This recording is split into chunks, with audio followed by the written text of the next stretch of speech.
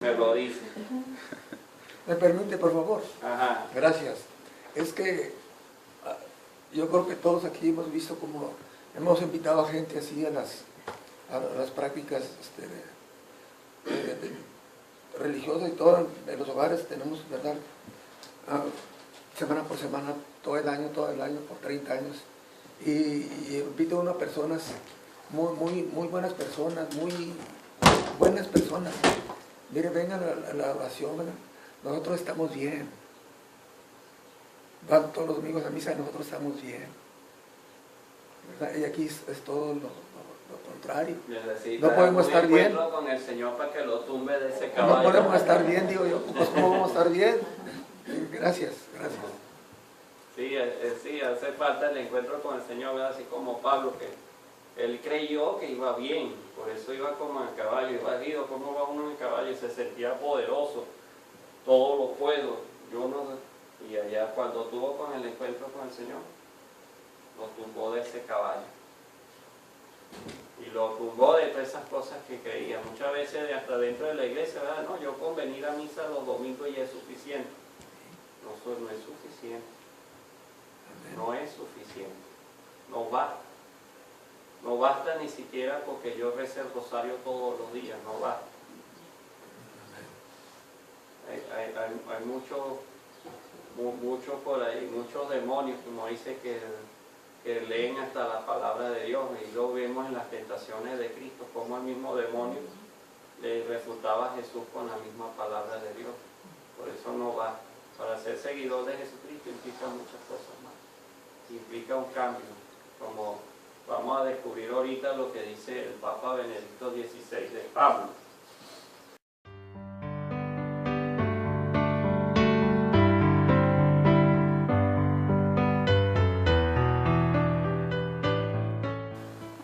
Yo les quería, recuerden que creo que era en el 2008, si no me equivoco, el Papa Benedicto XVI declaró el año de San Pablo. ¿Ustedes no vivieron ese año aquí o sí? ¿O no? Sí. El año de San Pablo, ¿verdad? Se hablaba mucho de la vida de San Pablo, quién era Pablo. Incluso yo allá en Venezuela, hasta un programa de radio tenía, que era hablar sobre la historia de Pablo. Me tocó hablar mucho de Pablo. Pero lo interesante era que lo que más me escuchaban eran los evangélicos. Casi los católicos era raro que vamos a aprender para escuchar. Y los que me escribían, los que me hacían preguntas, eran propios evangélicos. Pues, o sea, tenían como más necesidad de conocer, tenían como esa sed nos hace falta a nosotros. Por eso a veces nos quedamos estancados, necesitamos la sed también de conocer la palabra de Dios y conocerla en nuestra vida.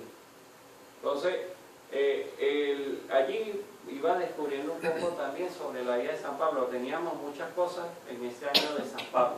Y el Papa Benedicto XVI escribió en la audiencia general del 3 de septiembre del 2008, porque creo que era octubre de 2008 o noviembre de 2008 a 2009, ¿no? Era el año de San Pablo. Y él dice, ¿cómo se ve en todos los pasajes de San Pablo? ¿Cómo se ve en todos los pasajes de San Pablo? No interpreta nunca este momento como un hecho de conversión. Eso es que se cayó del caballo, todas esas cosas, nunca van a escuchar de Pablo decir que fue su conversión. Nunca lo dijo, no aparece. Y dice el Papa, ¿por qué? Dice, hay muchas hipótesis. Hay muchas hipótesis porque la interpretación bíblica también tenemos muchas tesis para interpretar, una de una forma, también tenemos que pedirle discernimiento al Señor cuando estamos estudiando la palabra de Dios. ¿Por qué? Pero hay muchas hipótesis.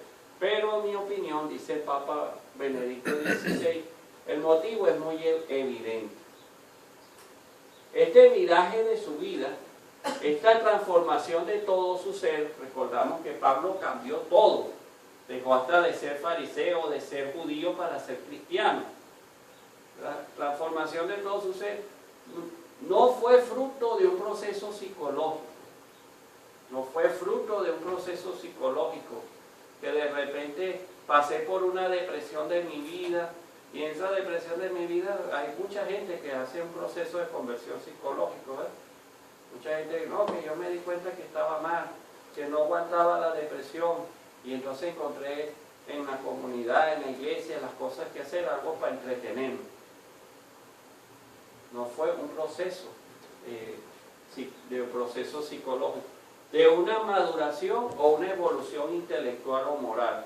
Hay mucha gente que son intelectuales, ¿no? De repente yo me puse a leer la palabra y me puse a leer algún libro, como en el caso de San Ignacio de Loyola, que era un poquito más intelectual, era un guerrero, como estaba enfermo, entonces se le partió una pierna, entonces estaba en la cama, como no hallaba qué hacer, se puso a leer los libros, y entonces allí fue que empezó el proceso de conversión. En Pablo no llegó nada de esas cosas, ni evolución intelectual y moral, sino que llegó desde afuera. Recordemos la voz: Saulo, Saulo, ¿por qué me persigues? Una voz, la luz también viene de afuera. No fue fruto de su pensamiento, no fue fruto del pensamiento de Pablo, no que yo tengo que cambiar porque yo tengo, no, sino del encuentro con Jesucristo. Por eso es importante, y estamos remarcando mucho el encuentro con Jesús, porque el encuentro con Jesús es el que nos va a hacer realmente ese cambio, y lo va a ser un cambio total, un viraje total, y va a ser un viraje total. Y dice, en este sentido no fue solo una conversión, una maduración de su yo, fue muerte y resurrección para él mismo. Recordemos que tuvo 3 días sin comer ni nada, estaba muriendo a sí mismo. Pablo estaba muriendo a sí mismo. Murió a una existencia suya y nació otra nueva con Cristo resucitado. ¿Qué tenemos que morir en nosotros? El proceso de la conversión es también saber a qué debemos morir. ¿Qué debe morir en nosotros para que pueda renacer en nosotros Cristo Jesús? Así que Jesús viva en nuestro corazón, viva en nuestra vida y ya sea parte de mí. Pero muchas veces a eso, ¿qué debe morir en nosotros? Debe existir ese proceso pascual de muerte y resurrección. Ese es el proceso de la conversión. De ninguna otra forma se puede explicar esta renovación de San Pablo. Lo dice el Papa Benedicto XVI. ¿Vamos bien?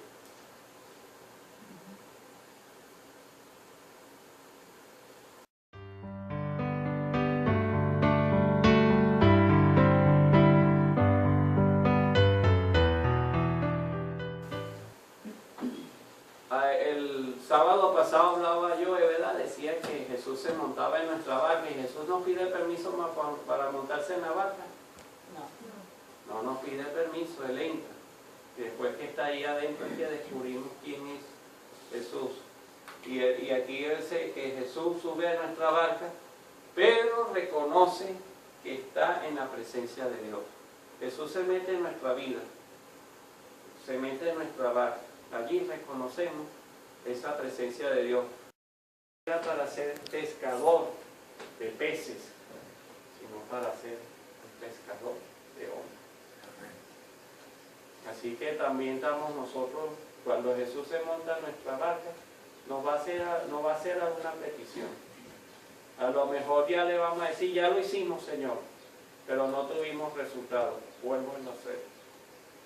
Vuélvelo a hacer. Y en volverlo a hacer, vamos a ver los resultados, porque a lo mejor antes lo hacíamos porque no, por inercia, ¿verdad? Lo hacíamos porque queremos ver más gente llena en la iglesia, pero no era para presentar a lo mejor realmente al Señor Jesús, porque no nos estamos sintiendo impulsados por Jesús mismo. Y Jesús mismo hace que la pesca después sea abundante.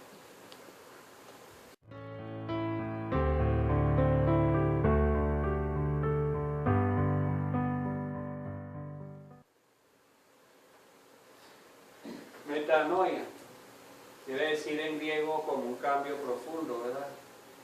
Greek, ¿no? Greek.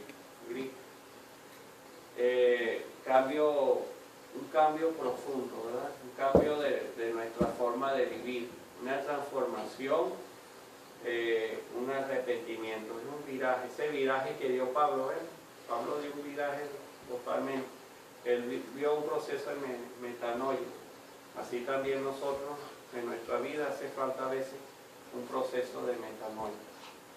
Y ahorita vamos a hablar que no solamente en nosotros, ¿verdad?, como vida personal, sino también nosotros como iglesia, muchas veces necesitamos una metanoia. Necesitamos una metanoia en nuestro proceder, en nuestra acción pastoral. ¿Qué estamos haciendo nosotros en nuestro proceso pastoral? ¿Qué hacíamos antes? Hacía a lo mejor invitar a la gente a la misa, que se bautice y eso. Eso a lo mejor no es evangelización, es sacramentalización. Tenemos 500 años de sacramentalización. Necesitamos ir más allá. No es solamente presentar que se bautice, que hagan la primera comunión, que se confirme, que tengan los sacramentos. Es que tengan un encuentro con Jesús.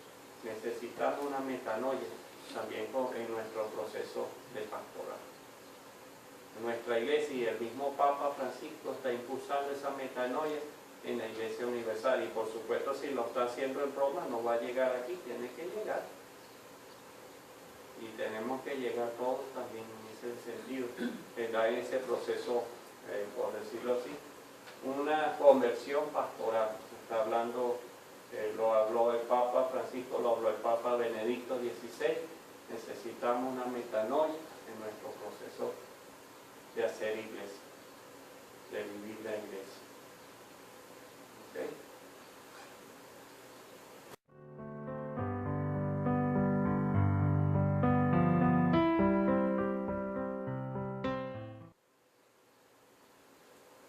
Y entonces Jesús nos hace una invitación, y esa invitación tiene que ser a nosotros una respuesta libre y consciente. Lanza las redes. Ya lo hice, no sé qué, pero lanza. Pedro a lo mejor refunfuñó y todo lo que sea, la lanzó porque en el fondo confió en esa voz. Fue una respuesta libre y consciente. Cristo nos llama, nos da una mirada de amor. Esa mirada de amor, cuando leemos Juan lo va a explicar. O sea, yo me imagino a Jesús, para poder surgir una transformación en todas las personas. Cuando Él se le acercaba, ya solamente la gente se impregnaba de Él. Y ya con solamente su mirada, la mirada de amor, la mirada que tenía Jesús, hacía cambiar los corazones. Entonces, no es que nuestra mirada sea la mirada de nosotros solamente, es la mirada de Jesús que está en nosotros, ¿verdad? En Cristo que vive en mí. Entonces, es la mirada, esa mirada donde hacía suscitar a la gente: maestro, ¿dónde vives? Y él hacía la invitación: ven y lo verás. Entonces, ese es como darle un sí al Señor, un sí que compromete, es una entrega total,